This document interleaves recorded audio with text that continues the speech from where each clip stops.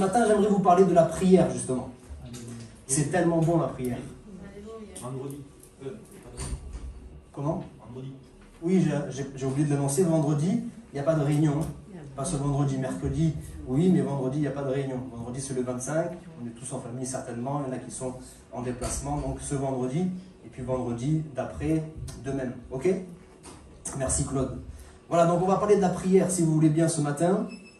Et je crois que c'est vraiment quelque chose qui est très important dans l'Église, dans le ministère de l'Église, mais aussi dans notre vie personnelle, dans notre communion personnelle avec le Seigneur. La prière est tellement importante. Samuel disait dernièrement, lorsqu'il a parlé du service dans l'Église, il a cité ceci, il a dit, la prière c'est comme notre essence. C'est bien d'avoir une belle voiture, c'est bien d'avoir un moteur, etc., etc. Même si j'ai la plus belle carrosserie et le plus puissant des moteurs, si je n'ai pas l'essence pour mettre dedans, ça ne sert à rien. Il faut que je puisse avoir l'essence. Alléluia. Et l'essence, c'est la prière. Dans la prière que je renouvelle mes forces. Dans la prière vraiment que je suis en communion avec le Seigneur, que je connais eh bien, sa volonté, etc., etc. Et la prière est un sujet tellement vaste. On ne va pas parler de la prière en un culte, c'est sûr. Et on en a déjà parlé, on en reparlera encore et encore. Mais ce matin, j'aimerais vous parler de la prière d'une certaine manière. D'ailleurs, la prière, si vous remarquez bien, c'est une arme qui est souvent oubliée. Quand vous allez lire dans Éphésiens 6, vous savez que c'est l'armure spirituelle. Vous vous souvenez, hein, Éphésiens 6 à partir du verset 14. Les questions de différentes armes. Alors Paul s'est calqué un petit peu sur l'armure romaine. Donc il parle du casque, il parle du bouclier, il parle de la cuirasse, il parle de la ceinture, etc. etc. Et souvent on s'arrête aux 6 armes. Hein, si vous voulez, on regarde ensemble, on commence par ça. Éphésiens 6. Ça va être affiché pour ceux qui n'ont pas la Bible, mais sinon on cherche ensemble. Éphésiens 6, donc après les Galates, avant les Philippiens. Éphésiens 6, verset 14. Tenez donc ferme, ayez à vos reins la vérité pour ceinture. Revêtez la cuirasse de la justice. Mettez pour chaussure à vos pieds le zèle que donne l'évangile de paix. Prenez par-dessus tout cela le bouclier de la foi, avec lequel vous éteindrez tous les traits enflammés du malin. Prenez aussi le casque du salut et l'épée de l'esprit, qui est la parole de Dieu. Souvent on s'arrête là. On dit il y a 6 armes, parce que c'est les 6 qui sont matérialisées, symbolisées. Mais en réalité, il y a une 7e arme qui est très puissante, et qui est citée juste après. Toujours dans le même chapitre, toujours dans le même paragraphe. Et cette arme, c'est bien évidemment la prière. Prenez avec moi le verset 17, après avoir cité toutes les armes. Bien sûr, là, on a eu des exemples pratiques, le casque, l'épée, le bouclier, etc. Là, il n'y a pas forcément, c'est pas forcément matérialisé, mais il est dit au verset 18, faites en tout temps, par l'Esprit, toutes sortes de prières et de supplications. Faites en tout temps, par l'Esprit, toutes sortes de prières et de supplications. Il y a toutes sortes de prières. On ne peut pas s'ennuyer avec la prière. Alléluia. Quand on est en train de prier, on intercède, on intercède, on intercède, on n'a plus de sujet de prière pour les autres, on peut commencer à apporter des actions de grâce. Quand j'ai fini d'apporter des actions de grâce parce que j'ai remercié Dieu pour tout ce qu'il m'a donné, je peux simplement commencer à l'adorer. Quand je commence à l'adorer, je vais chercher un frère pour commencer à prier la prière, ce qu'on appelle la prière d'accord. La Bible parle de la prière d'accord. Et ainsi de suite. J'ai tellement à faire que je ne peux pas m'ennuyer. Je vous ai souvent parlé de ce livre, le titre m'a toujours marqué, c'était écrit dessus « Trop occupé pour ne pas prier ». Alors qu'en général, on dit toujours le contraire, hein. Trop occupé pour prier. J'ai trop de choses à faire, Seigneur. Je prierai quand j'aurai le temps. Mais l'auteur de ce livre a vraiment marqué mon esprit en disant « Trop occupé pour ne pas prier ». Justement, j'ai tellement de choses à faire que je ne peux pas faire toutes ces choses avant d'avoir d'abord prié. Alléluia. La prière. La prière, combien dans ce monde d'aujourd'hui on a besoin de la prière? Combien plus que jamais dans la fin des temps, dans les temps troublés que nous vivons, nous avons besoin de la prière. Chaque enfant de Dieu a besoin d'être consacré à la prière. Je l'ai annoncé donc tout à l'heure, on va commencer cette année 2021 justement par la prière. On veut présenter au Seigneur cette année. Finalement, quand on regarde un petit peu, malgré cette tempête qu'est le corona, l'Église, en tout cas l'Assemblée de l'Ariane, a été vraiment gardée, épargnée, en tout cas d'une certaine manière. Quand on regarde le nombre de personnes qui sont décédées pendant cette année, quand on regarde le nombre de personnes qui ont été dans des comas profonds pendant cette année, et quand on regarde la totalité de ce que nous sommes, proportionnellement, il n'y a pas beaucoup de personnes qui ont été atteintes. Il y a certains, comme Marie par exemple, comme d'autres, qui ont été eh bien, contaminés, qui ont été positifs. Mais merci Seigneur, ça a été eh bien, dans une certaine limite. Alléluia. On a été épargnés. Est-ce que ce n'est pas justement parce qu'on a présenté cette année entre les mains du Seigneur? Amen. À l'époque, en janvier, il y a presque un an, qui aurait imaginé tout ce qui allait se passer? On était en train de prier tranquillement, on avait nos projets. Je disais aux jeunes hier que, vous vous souvenez, on parlait d'objectifs chaque année. Hein. On prend cette habitude aussi de faire un bilan sur l'année qui vient de s'écouler, et puis aussi d'avoir des objectifs pour l'année d'après, puisqu'on veut avoir une vision. Je l'ai cité dernièrement, faute de vision, le peuple est dans le désordre, le peuple se laisse aller, etc. etc. Donc on a besoin d'avoir des objectifs, d'avoir une vision. Et chacun avait ses objectifs. Vous vous souvenez du mien? Pour certains? Non, vous ne vous souvenez pas? Tant mieux. Mon objectif, ne sachant pas ce qui allait se passer, mon objectif c'était d'avoir 20 baptêmes. 20 baptêmes dans l'année. Alléluia. Voilà, le Seigneur est plus grand que moi, il aurait pu en faire 40, en faire 50, etc. Mais je voulais vraiment me tenir à genoux, à genoux, à genoux, à genoux, jusqu'à ce que le Seigneur attire des âmes, que les âmes soient sauvées, délivrées et qu'elles passent des ténèbres à la lumière. Moi, j'étais à milieu d'imaginer tout ce qui allait se passer. Alors que l'église allait être fermée, que ça allait être compliqué d'évangéliser, d'ailleurs qu'on allait évangéliser d'une autre manière, au travers des réseaux sociaux, etc. etc. Ben, en fait, il n'y avait personne qui le savait. Ou alors, si vous le saviez, vous ne me l'avez pas dit. Il n'y a personne qui le savait. On était là, on priait. Mais quand même, on a dit, Seigneur, cette année, on la remet entre tes mains. Cette année, nous te demandons eh bien, vraiment de nous garder. Nous nous plaçons sous ton sang, nous nous plaçons sous ta grâce, nous nous plaçons sous ta protection. Et grâce à cela, je crois, en partie, eh bien, nous avons été préservés. Alléluia. Amen. Et c'est pour ça, puisque je l'ai dit, on a commencé l'année par la prière. On veut aussi terminer l'année par la prière. Je crois que la prière doit être au commencement et à la fin de toute chose. La prière doit être au commencement, pendant et à la fin de toute chose. On doit prier sans cesse. La Bible nous dit prier sans cesse. Priez encore, et priez encore, et priez encore. Et quand vous êtes fatigué, priez encore. Et quand vous êtes malade, priez encore. Et quand vraiment vous n'en pouvez plus, priez encore. Parce que la prière, juste pour ouvrir une petite parenthèse, la prière, c'est pas forcément, eh bien toujours, je l'ai dit dernièrement, prier pendant des heures. Moi, je pense à la prière d'Anne. Quelle prière? Qui a entendu sa prière? Personne. Elle remuait juste les lèvres. Elle était là, on ne sait même pas, on connaît son besoin, on s'imagine bien pourquoi elle priait, mais on ne sait pas comment elle a prié. Est-ce qu'elle a cité des versets, des psaumes? Est-ce qu'elle a simplement prié? On ne sait pas. Elle a juste, la Bible nous dit, elle a juste remué les lèvres. Elle était tellement fatiguée. Elle ne mangeait plus. Son jeûne à elle, ce n'était pas un jeûne parce qu'il faut jeûner. Non, c'est-à-dire que son fardeau a été tellement lourd. Elle voulait tellement cette chose-là, elle voulait tellement avoir un enfant qu'elle n'arrivait même plus à manger. Des fois, on oublie, c'est ça aussi le jeûne. Parce que si je jeûne juste pour jeûner, parce qu'on a dit, et bien évidemment, là, on jeûne en tant qu'église. Hein. C'est l'église qui se mobilise dans le jeûne. Mais si vous faites simplement que suivre, bon, le pasteur a dit, on jeûne de temps en temps, moi je jeûne. Mais que vous n'avez pas de fardeau, vous allez juste souffrir. Vous allez juste souffrir. Il y a juste votre estomac là qui va gargouiller, puis c'est tout. Il ne va rien se passer d'autre. Parce que ce qui est important dans le jeûne, c'est le fardeau que j'ai. C'est parce que dans le jeûne, je vais déposer mon fardeau au Seigneur. Et Anne, c'est ce qu'elle a fait. Elle a prié, on ne sait pas comment elle a prié, mais on sait qu'elle a été exaucée. Quand je pense à Pierre qui commence à marcher sur les eaux, et puis qui commence à couler, est-ce qu'il a eu le temps de réciter tout un psaume en entier? Est-ce qu'il a eu le temps de faire une longue prière? Il a dit, Seigneur, sauve-moi, 3 mots. Et puis en cette prière-là, le Seigneur est venu le secourir. Alléluia. La prière, je l'ai dit, est une arme puissante. La prière est une arme puissante. Et nous devons prier en début d'année. Nous devons prier en fin d'année. Et j'aimerais vraiment qu'on puisse bien aborder quelque chose ce matin de particulier. Et certainement, vous l'avez compris, on veut terminer l'année avec des actions de grâce. Ce matin, je voudrais vous parler de l'action de grâce. L'action de grâce. On pense à ces 10 lépreux qui viennent devant le Seigneur. Ils font bien de venir devant le Seigneur parce que leur maladie est incurable. On ne peut rien faire pour eux. Il n'y a aucun médecin qui a trouvé quoi que ce soit pour eux. Ils entendent parler que Jésus est celui qui est capable de guérir toutes sortes de maladies. On lui avait emmené toutes sortes de malades, de paralytiques, de démoniaques, etc.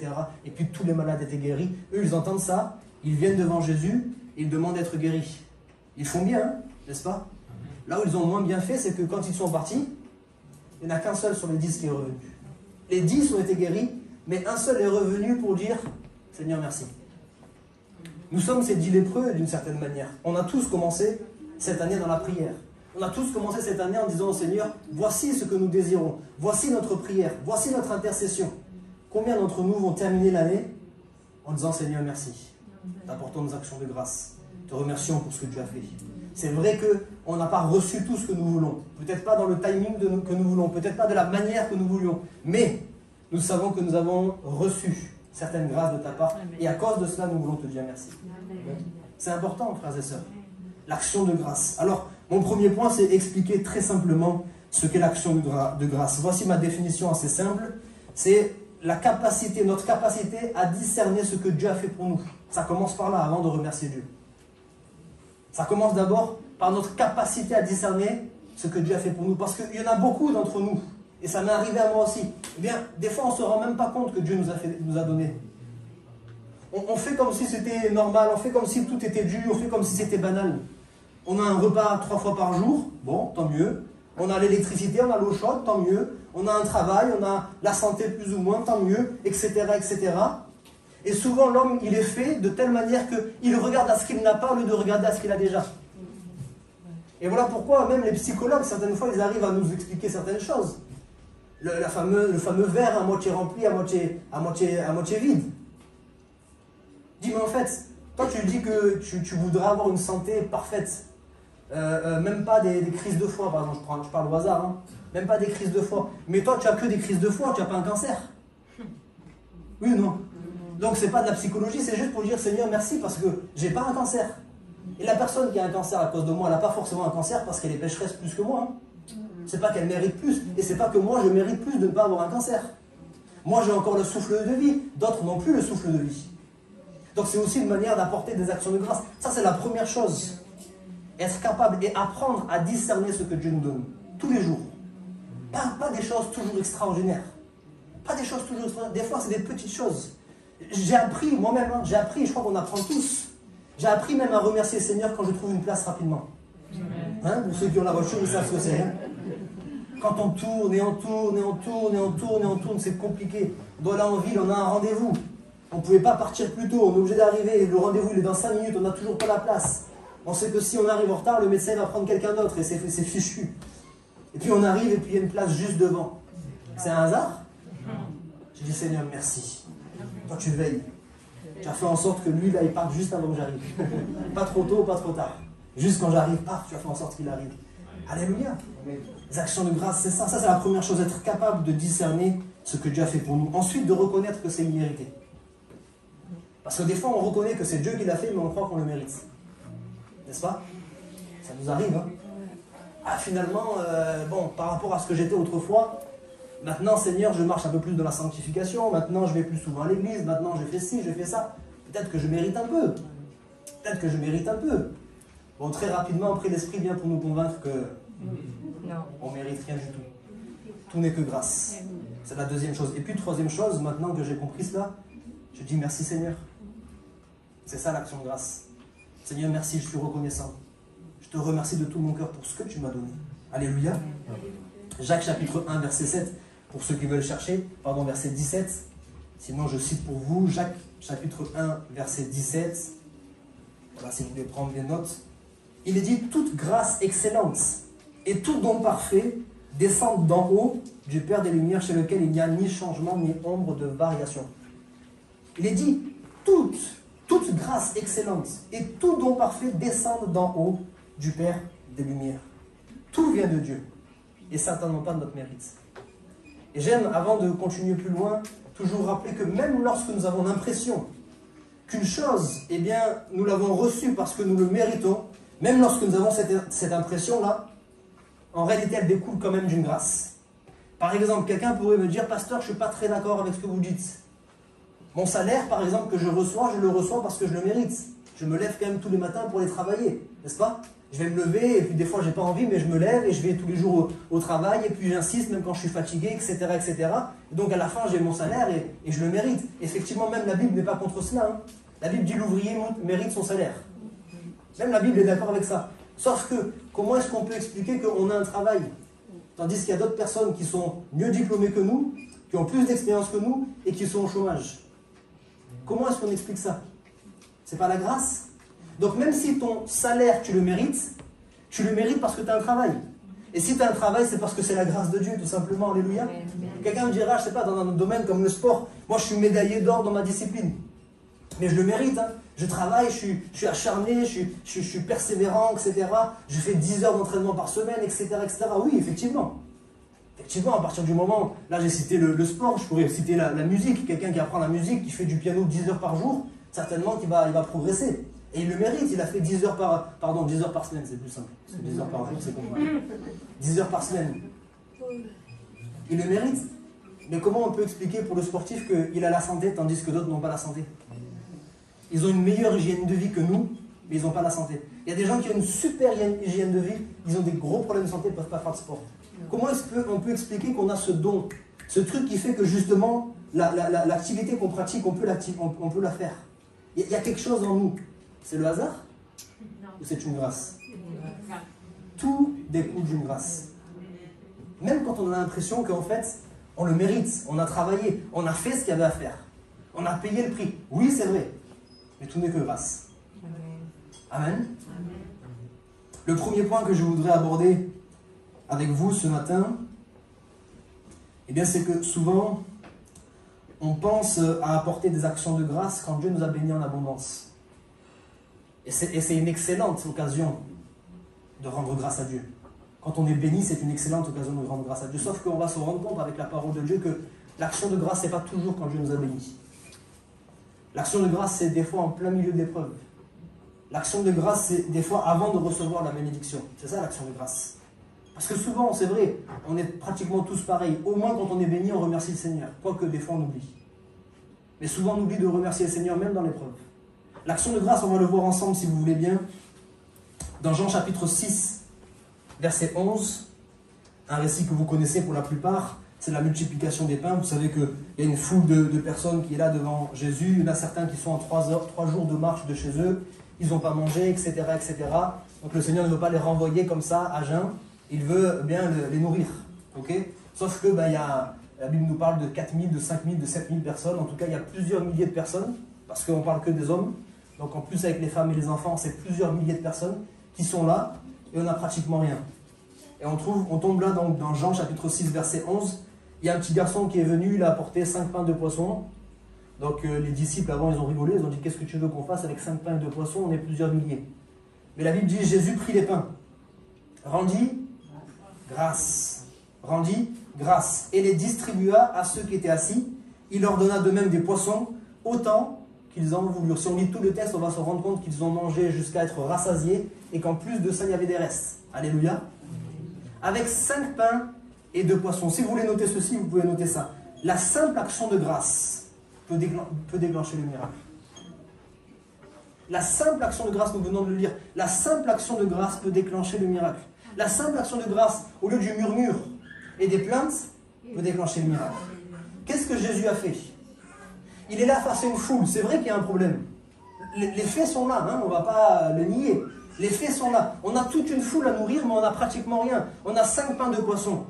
Jésus aurait pu faire comme les disciples et dire « Bon, c'est très gentil, merci. » Sauf que là, même juste nous, là, moi et mes apôtres, on n'a même pas de quoi manger. 5 pains et 2 poissons, qu'est-ce qu'on va faire avec ça? On va manger un petit peu pour prendre un peu de force, mais c'est tout. Et ce serait tellement égoïste. On fait quoi de tous les autres? Mais Jésus, et notez ceci, Jésus ne s'est pas plaint de ce qui lui manquait, mais il a rendu grâce pour ce qu'il avait. Alléluia. Retenez bien ceci, Jésus ne s'est pas plaint de ce qui lui manquait, mais il a rendu grâce pour ce qu'il avait. Et c'est ce que nous devons apprendre à faire. Arrêtez de nous plaindre pour ce qui nous manque, parce qu'il nous manquera toujours quelque chose. À quel moment on va être rassasié, frères et sœurs? Au point de vue matériel, au point de vue financier, au point de vue de tout ce que vous voulez. Vous allez rire, mais moi, par exemple, au niveau des enfants, je sais que je ne serai jamais rassasié. Ma femme, elle est déjà rassasiée. 3, c'est bien. Mais moi, j'en veux 4, j'en veux 5, j'en veux 6, voilà. Je ne serai jamais rassasié. Bon, peut-être qu'à un moment donné, je m'arrêterai. Et pour vous dire que, qu'est-ce qui se passe? On veut toujours plus. C'est dans la nature de l'homme. Si on passe notre temps à se focaliser sur ce qui nous manque, on va être dans la plainte, on va être dans le murmure, on va être aigri. Mais Jésus, lui, il ne regarde pas ce qui lui manque. Il dit, Seigneur, je te remercie pour ce que j'ai. J'aurais pu avoir rien du tout. Dieu aurait pu créer, hein? Il peut créer aussi. Il aurait pu partir de rien du tout. Mais il est parti avec 5 pains et 2 poissons. Ce qui était vraiment méprisable pour certains, le Seigneur a remercié pour ça. Alléluia. Combien de fois dans nos vies, on n'a pas grand-chose?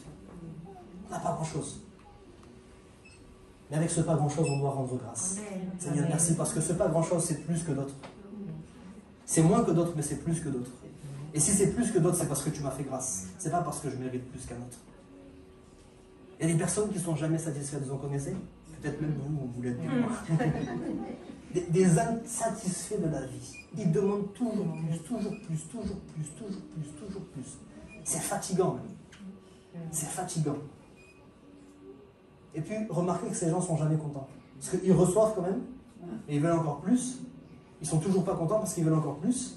Ils reçoivent encore, mais ils ne sont toujours pas contents. Ces personnes ne sont jamais contentes. Et vous remarquerez que quand on part dans l'autre extrême, les personnes les plus pauvres, c'est les personnes les plus heureuses. C'est vrai ou pas? Oui. Les personnes les plus pauvres sont les personnes les plus heureuses parce qu'ils sont satisfaits de peu. On va parler ce matin, si vous voulez bien. Lisez avec moi Philippiens chapitre 4, versets 6 et 7. Philippiens chapitre 4, versets 6 et 7. Ne vous inquiétez de rien, mais en toute chose, faites connaître vos besoins à Dieu par des prières et des supplications, avec des actions de grâce. Et la paix de Dieu, qui surpasse toute intelligence, gardera vos cœurs et vos pensées en Jésus-Christ. Juste très rapidement, lisez simplement le verset avant qu'on aille plus loin. Est-ce que le Seigneur, à ce moment-là, nous fait la promesse que quand on va prier, qu'on va demander à Dieu nos besoins, etc., il va répondre à nos besoins? Vous voyez ça dans le verset? Lisez, est-ce que vous lisez ça? Est-ce que vous voyez que quand vous allez demander, vous allez recevoir? Non? Il dit, vous allez demander, mais vous allez le faire avec action de grâce. Et parce que vous allez le faire avec action de grâce, la paix de Dieu, qui surpasse toute intelligence, gardera vos cœurs et vos pensées en Jésus-Christ. Voici ce que Dieu va nous donner. Dieu n'a pas promis de nous donner tout de suite et tout ce que nous voulons. Dieu ne l'a pas promis. Mais il promet une chose, c'est que si on y va, si on veille à prier avec action de grâce, il gardera nos cœurs dans la paix. Ça veut dire quoi? Que même si je n'ai pas ce que j'ai demandé, je l'ai demandé. On revient toujours à la prière parfaite de Jésus-Christ. Jésus-Christ aussi va dire, si cette coupe pouvait s'éloigner de moi. Donc il demande ce qu'il désire, il demande ce qu'il veut. À ce moment-là, il est homme, hein, comme nous. Donc bien évidemment, il y a ce combat hein, à l'intérieur. S'il pouvait, si c'est possible que cette coupe s'éloigne de moi. Toutefois, non pas ma volonté, mais la tienne. Et puisqu'il a prié comme cela, à un moment donné, il y a la paix qui vient s'installer. Il va réussir à surmonter ces angoisses. Hein, la Bible nous dit qu'il suait des grumeaux de sang. Mais il va réussir quand même, tout de même, à surmonter ces angoisses. Et va pouvoir continuer jusqu'à ce qu'il devait faire. Veillez-y avec action de grâce. On voit que l'action de grâce doit accompagner la prière constamment. On peut faire connaître à Dieu nos besoins. La Bible nous dit oui. J'insiste quand même, c'est nos besoins, pas nos désirs et nos caprices. Parce que des fois, on fait connaître à Dieu nos désirs. Et les désirs ne sont pas toujours des besoins. Des fois, on fait connaître à Dieu nos caprices. C'est un grand mot, mais on veut absolument ça. Est-ce que j'en ai vraiment besoin? Hein, je vous le dis, on est tous, hein, les plus jeunes comme les plus âgés, on est tous dans la société de consommation. Qu'on le veuille ou non. Hein, il faut qu'on soit clair avec ça. On est tous plus ou moins dans la société de consommation. Il y a toujours des nouvelles choses qui sortent. Et puis ça nous donne envie. Et plus encore, pire encore. J'en parlais dernièrement avec les pasteurs. On nous pousse à prendre ces choses. Pour vous les aînés qui peut-être autrefois disiez « Non, c'est hors de question, pas d'ordinateur ». Et peut-être que vous aviez raison, franchement. Sauf que depuis quelque temps déjà, la plupart de vos factures, vous devez les recevoir maintenant par mail. Donc il faut vous mettre un petit peu au mail.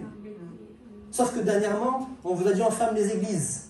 Et pour plusieurs, vous avez quand même bénéficié de l'ordinateur pour pouvoir participer aux réunions. Vous voyez comment le monde est en train de nous forcer, hein, sans faire de polémique, tout ça. On parle aujourd'hui, peut-être les anciens savent pas, on parle de la 5G. Et tout le monde commence à dire non, la 5G, il faut faire attention, etc. Ça crée ça, ça crée ci, ça crée ça. Sauf que, et Claude va sourire, mais j'ai l'impression qu'il nous force à prendre la 5G. Parce que maintenant, la 4G, ça vaut plus rien. Jusqu'à maintenant, ça fonctionnait. Jusqu'à maintenant, tout est... Moi, ça me suffisait. Hein. Moi, si je continue avec ma 4G, bon, ça va très bien. Sauf qu'ils vont faire en sorte que la 4G, ça ne fait plus rien du tout. Ils vont faire en sorte que ça ne fonctionne plus, donc on est obligé de passer à la 5G. Vous voyez dans quelle société on est? Et si nous, on ne prend pas garde, on sera toujours dans la demande, la demande, la demande, la demande. Donc je peux demander mes besoins, les besoins vitaux. J'ai besoin de nourriture, j'ai besoin d'un toit au-dessus de ma tête, j'ai besoin de ci, j'ai besoin de ça. mais je n'ai pas toujours besoin de tout ce que je demande. Faites connaître à Dieu vos besoins, mais veillez-y avec action de grâce. Cessons de perdre notre temps et notre énergie à regarder à ce que nous n'avons pas, mais regardons plutôt à ce que Dieu nous a déjà donné ou ce que Dieu peut nous donner. Apprenons à vivre dans le contentement. Et je vais essayer de terminer rapidement pour les enfants. Apprenons à vivre dans le contentement. On ne va pas forcément lire le passage, mais toujours dans Philippiens chapitre 4. Il me semble que c'est au verset 12.